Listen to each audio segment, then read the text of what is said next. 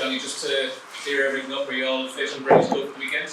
Yeah, all good. Just trained the last I trained last week in the Aviva against the 20s, and then trained all this week. So yeah, good to go. In terms of Murrayfield and Scotland, they've played a good few times down the years. You've played Scotland a good few times down the years. Is this Scottish side as good as any you've ever played against? Yeah, I would say so. Yeah. I would say it's definitely the best Scottish team I've played. I think some of the results show that.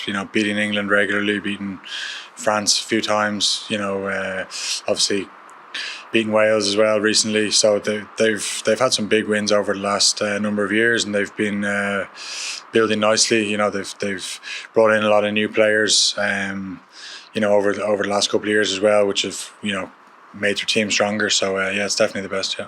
And they're also playing for a triple crown this weekend. Yeah. Something they haven't won in a long time. Has that factored into your preparation, that for them they're playing for a little bit more than points on the table?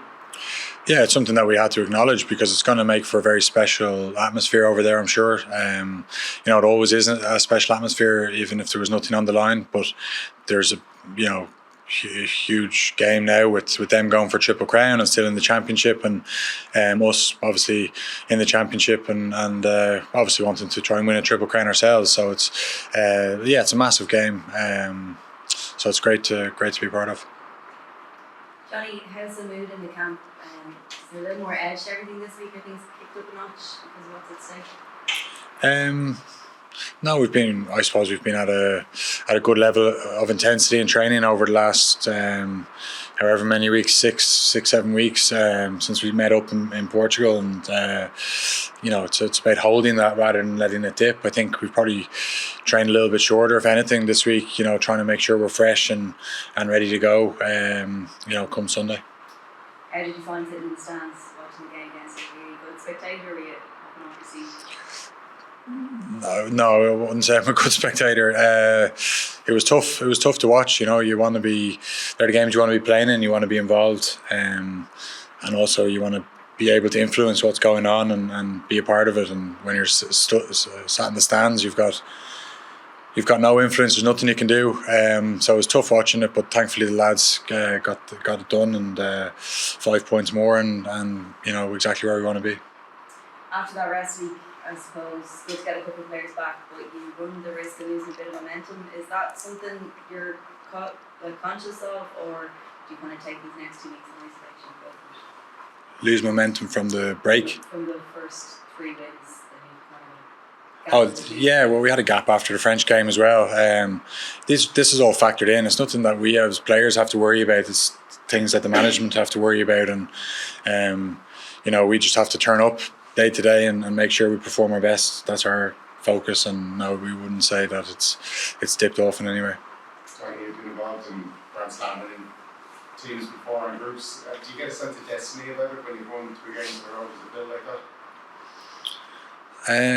No, it's obviously the expectation maybe, and all the talk now becomes about that. But for us, it's the next game. We have been very game by game focused, and that's exactly what we're doing this week. We're taking this as another one off, and the good thing about having the break that we just spoke about is that we've had 2 weeks to prepare. The benefit of being in the Irish system is you have all your players at home. You've got guys in camp last week, and you have an extra little bit of time to prepare. So it was good from that regard, because this is a huge game. So the more preparation time you have, the better.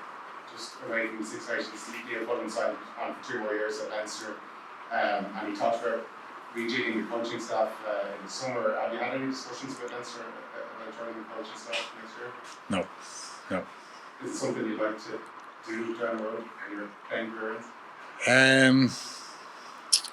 I would never say never, because again, you never know what life's going to throw at you. It's not my plan straight away. I don't think it would be right straight away. If offers did come in, it wouldn't be right for me to go in and coach with guys that I've played with for the last number of years. Or I certainly wouldn't want to jeopardise this year, because if they find out you're going in coaching them, the relationship changes straight away. So no, I won't be doing it for the foreseeable future anyway. But like, rugby is my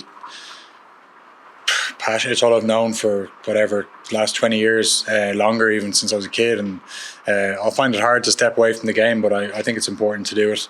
To step away, try another walk of life, and then we'll see what happens. What does that mean, Johnny? You'd like to have a new challenge, is it? Yeah. Go and see if I can do something in the business world and get involved there. So I've been doing a bit of work experience over the last 2 years, 1 day a week, and so I'll go into that and see how that goes. But it might not be for me. Yeah. Get the itch straight away. Come out of retirement. Play for Mary's. Yourself and Finn Russell, two of the best tens in the game, very different types of tens. How would you describe them as a player, and how will you stop him this Sunday? Like as a player, he's been great. You know, obviously got picked for Lions last year, and then had a very good campaign this year. You know, it's amazing that he's sort of come back in the standard he has when he got left out in November, which is a testament to his, you know, character, that to be left out and then be brought back and then influence things so quickly. You know, it's a sign that he's on top of his form, really. Like, and how we stop him, like, he's got a full bag of tricks, so we have to do it as a team. We need to be as connected as we've ever been. We need to, you know when to go, know when to hold off, know when to pressurise him, otherwise to retain him. So it's lots go into it. Like, it's not just one or two people, or it's the whole team. A potential Grand Slam is what's constantly being talked about. I know you probably don't like being asked about that because you have 2 games to get there, but is it something in the back of your mind that you're, I don't know, as you get more experience as a player, you try to deal with differently? No, I think since the start, like, it's been like every team comes into this competition wanting to win a Grand Slam, wanting to win a championship, and that's why it's so important to get off to a good start, because it keeps everything alive. I spoke about before the Wales game, if we lost, Triple Crown gone, Grand Slam gone, championship, you're under pressure straight away. You know, so it's every team goes in with those aspirations. We still have them in our grasp. So yeah, we obviously acknowledge and talk about it and make sure that we deal with the pressure that comes with that. But it's a privileged position to be going for it. And Scotland going in as underdogs at home in Murrayfield, that'll add a bit of an extra edge to it all. Well, we don't consider ourselves favourites, or we don't even talk about that. Like, we think that it's going to be an incredibly tough game, like we spoke about already. Probably the best Scottish team of all time. Well, maybe not of all time, because there's Scottish teams that have gone on to won championships and stuff. But definitely the best Scottish team we've played against, probably since the Six Nations started, is the best Scottish team. So, it'll be a really, really tough game, and it'll probably be our toughest of the championship so far. Johnny, you're 8 points off becoming the record points scorer in Six Nations. Is that something that's, first of all, you're aware of that, and is that something you know? Yeah, it's something that you have people that say it to you, or you see it on, I suppose, social media, or Irish Rugby tagged me in something today, which I wasn't too happy about. So it's yeah, it's there, like, you know what I mean. But I don't think it's going to add any pressure to me or anything like that. It's not something I ever set out to do, or I'd rather not score another point and win a championship, win a Grand Slam, than get the points record. It doesn't bother me too much. If it comes, fantastic. But if not, it's not something I'll lose sleep over. What would it mean if you were to do that? I just explained it there. Like, it would be a bonus. But like I said, it's not in my thoughts. It's in my thoughts are about making the team win. If the right decisions to go to the corner and pass some points, I'll do that for the team. It's nothing really, like, you know what I mean.